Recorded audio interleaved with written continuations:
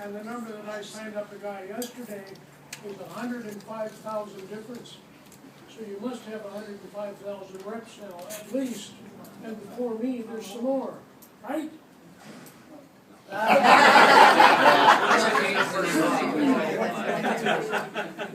Ladies and gentlemen, I am the world's oldest stand-up comic. And I'm so happy to be here with all of you. It's really fantastic to meet you all and to be here. And you know, I turned 83 on August 7th, so I'm just happy to be anywhere. I'm here to tell you that growing old is not for sissies. And being over the hill, it's better than being under it. As far as Alzheimer's is concerned, the only thing good about it is you can hide your own Easter eggs.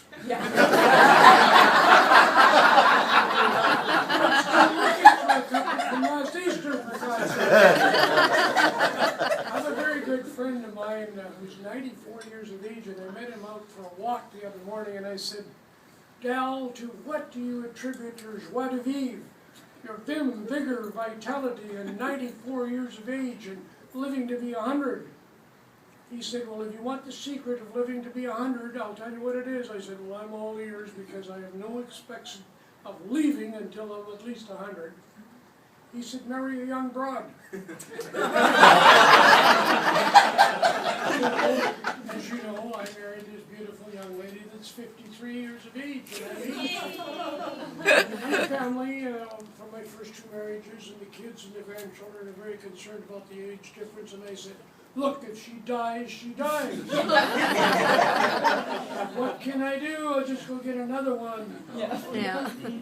Now, a lot of strange things happen in your life as you get older. First of all, my first honeymoon was Niagara, but this one was Viagra.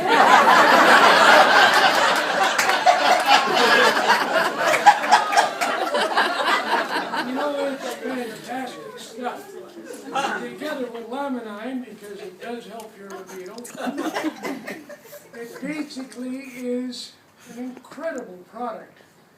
And you guys don't need it yet, but it's nice to know it's there for you when you need it, right? You know, I dropped one of those little blue pills down the toilet accidentally the other day. I can't get the lid down anymore.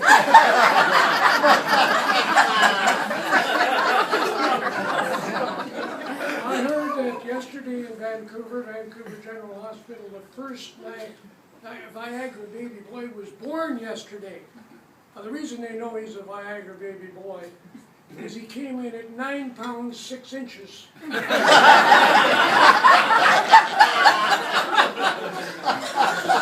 statistics afterwards. The future that kid's got. Some of the strange things that happen as you get older. When I first wake up in the morning, I go to the bathroom. Then I get out of bed and go to the bathroom.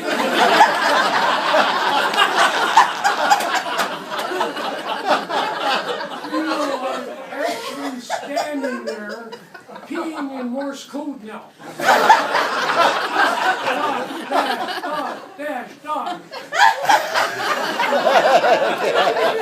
have no idea if it's a secret message from outer space. It sounds like the Titanic has hit an iceberg, something like that. Another thing that happens is when you mention to your doctor that there's something going wrong, he refers you to a specialist. He says, "That's not my division, I don't know anything about that." So I was telling him I'm losing my eyesight.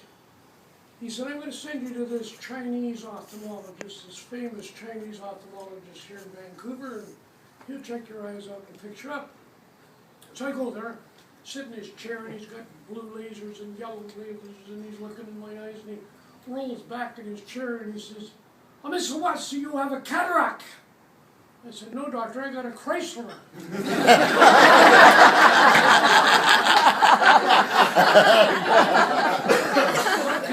How could I miss that? But thank God he had a sense of humor, because he had me on the table, and about 3 days later. Another thing that happens is you lose your hearing as you get older. And how do you know you're losing your hearing? Well, your wife walks into the living room and says, "You're playing the TV too loud." at the movie, I'll look down at her and say, what did that guy say? So I know that I'm losing my hearing. Well, the doctor sends me to an eye, ear, nose, and throat specialist. He says, you need hearing aids, there's no question about it. You've lost your hearing. So I go and I get it done and I come back and see him in about a month and he tests everything and he said, your hearing is perfect. Your family must be really happy to know that you can hear everything now.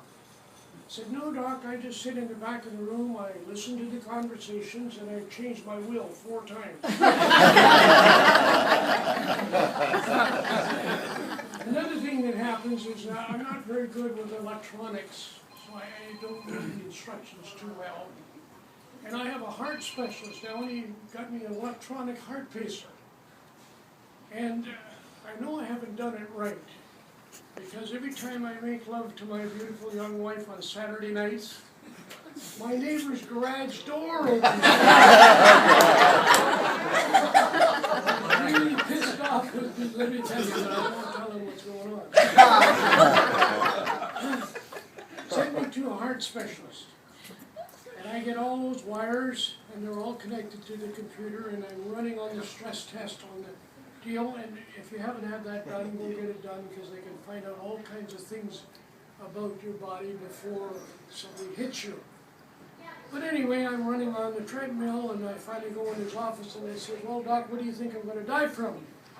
Oh, he said, you die from cancer or a stroke or a heart attack. Everybody dies of those 3 things. I said, when am I going to die? I really want to know when. He said, how the hell would I know? Nobody knows when they're going to die. I said, au contraire, doctor, I had a great uncle who knew exactly when he was going to die. He knew the year, the month, the day, the hour when he was going to die. He said, that's impossible. Nobody knows when they're going to die. How is that possible? I said, a judge told him.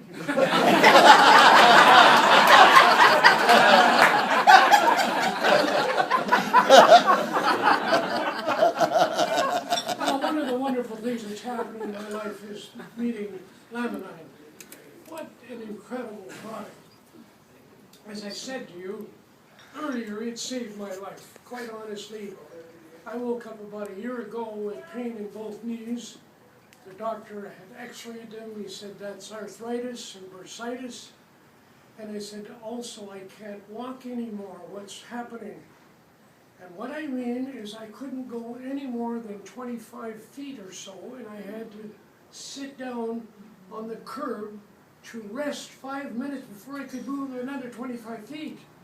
And I usually get a cup of coffee at McDonald's 2 blocks away every morning for 15 years, and all of a sudden, I can't do it. I bought a cane, and I was an 80-year-old walking down the street trying to get a cup of coffee, and I just didn't know what was happening. I couldn't dance anymore. I couldn't walk anymore. What am I going to do? So I went to the doctor. He x-rayed both knees. He says, you've got bursitis and arthritis. And all I can recommend is a pain pill, a sugar pill. Very funny. I said, who needs that? He said, the other thing is you need to exercise. I said, I have a lap pool in the building. I have a hot tub in the building. I'm down there exercising, and this has come on while I've been exercising. What are you going to do for me? He said, nothing.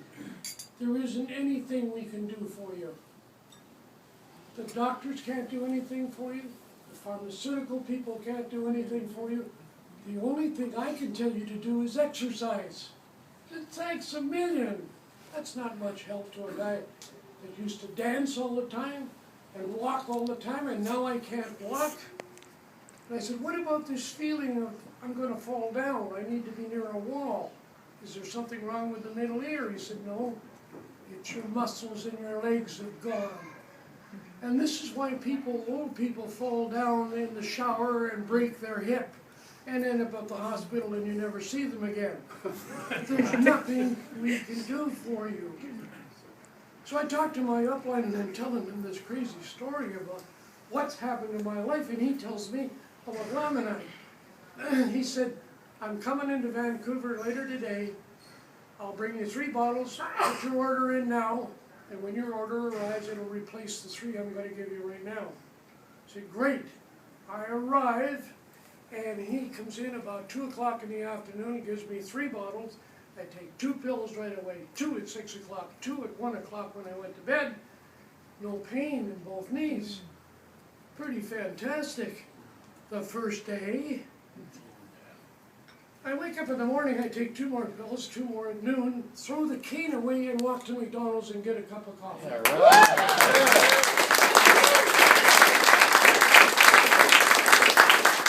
I have an associate by the name of Jeffrey Armstrong, who's associated with Deepak Chopra, and most of you know him.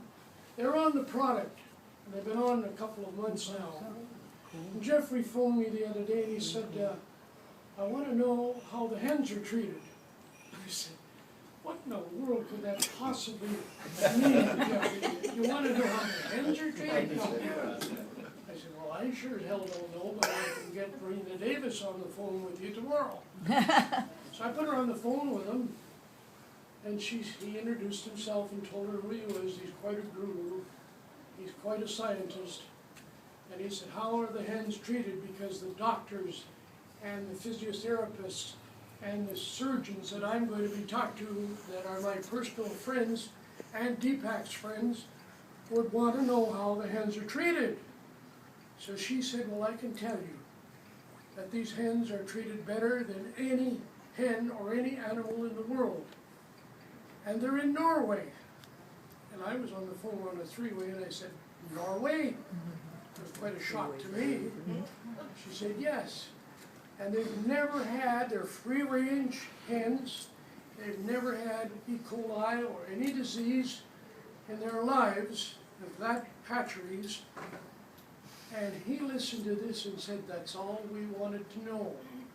Because you'll see the results now that I know this, talking to the scientists that I'll be talking to. Now, in the event of rejuvenation and coming back into another life, could I ask of the president and CEO of this company if he'd put me down as a rooster?